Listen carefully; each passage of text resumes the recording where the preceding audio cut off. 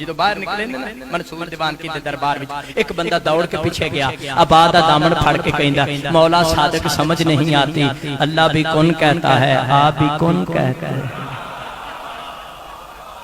इन्नमा अमरुहु इज़ा अरादा शैअन अन यक़ूला लहु कुन फयकुन। आप में और अल्लाह में फर्क क्या है? किताब का नाम है परवाज़ दर मलकूत सफ़ा 24 चौथी सतार बाबा खुमैनी रिवायत दर्ज कर देने 6वें इमाम फरमाया लना वल्ला हलात व हुवा फिया नहनु व नहनु फिहा व इला नहु हुवा हुवा व नहनु नहनु।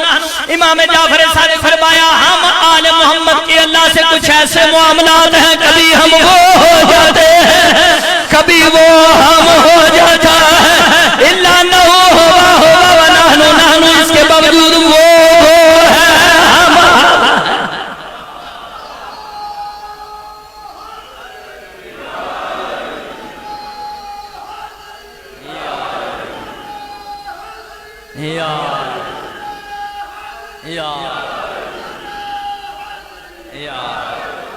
जो है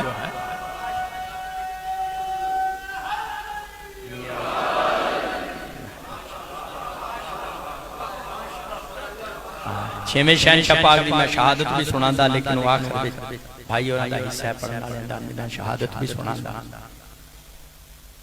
यकम सफर